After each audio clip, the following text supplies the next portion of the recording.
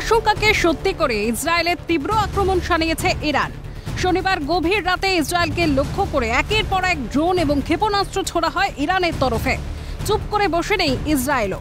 দক্ষিণ লেবাননে ইরান সমর্থিত আল-হাজ রাদওয়ান ফোর্সের একটি সামরিক কম্পাউন্ডে বোমা হামলা চালায় ইসরায়েলের বায়ুসেনা। এই যুদ্ধের প্রভাব শুধু ইরান ইসরায়েল নয়, গোটা মধ্যপ্রাচ্যেই পড়তে পারে, এমনটাই মত কূটনৈতিক মহলের একাংশের। পাশাপাশি এর প্রভাব পড়তে পারে ভারতেও। ইরান এবং ইসরায়েল উভয় দেশের সঙ্গেই ভারতের সুসম্পর্ক রয়েছে। বর্তমানে 18,000-এর মতো ভারতীয় নাগরিক রয়েছেন ইসরায়েলে।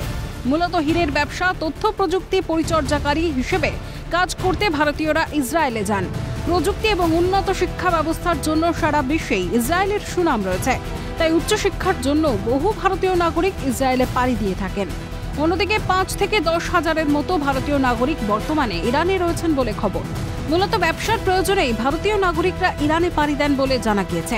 ইরান এবং ইসরায়েলের সঙ্গে ভারতের সুসম্পর্ক নিয়ে কি জানালেন যাদবপুর বিশ্ববিদ্যালয়ের অধ্যাপক ইমন কল্যাণ লাহিড়ী, শুনুন। ইরানে কিন্তু ভারতের একটা বড় ইনভেস্টমেন্ট আছে এবং ইসরায়েলের সঙ্গে ভারতের সম্পর্ক খুব দীর্ঘমেয়াদী সম্পর্ক।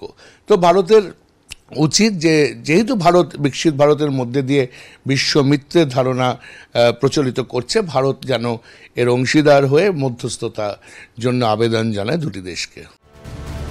ইসরায়েল ইরান সংঘাতের আবহে সেখানে থাকা ভারতীয়দের সুরক্ষা নিয়ে উদ্বিগ্ন ভারত। বিদেশ মন্ত্রকের তরফে জানানো হয়েছে ভারতীয়রা যেন উদ্বিগ্ন না হন এবং তাদেরকে সুরক্ষা প্রোটোকল অনুসরণ করতে বলা হয়েছে। ইসরায়েলে ভারতীয় দূতাবাসের তরফে হেল্পলাইন নম্বর চালু করা হয়েছে। ভারতীয়দের নাম দূতাবাসে রেজিস্টার করতে বলা হয়েছে। এর আগে গত শুক্রবার ভারত সরকারের পক্ষ থেকে ইরান এবং ইসরায়েলে থাকা ভারতীয়দের জন্য নির্দেশিকা জারি করা হয়েছিল। তাতে এই দুই দেশে থাকা ভারতীয়দের সতর্ক করা হয়েছিল। তাদের ভারতীয় দূতাবাসের সঙ্গে যোগাযোগ রাখতে বলা হয়। পাশাপাশি ভারত থেকে যেন কেউ এই দুই দেশে না যায় সেই বার্তাও দেওয়া হয়। ক্যালকাটা নিউজ।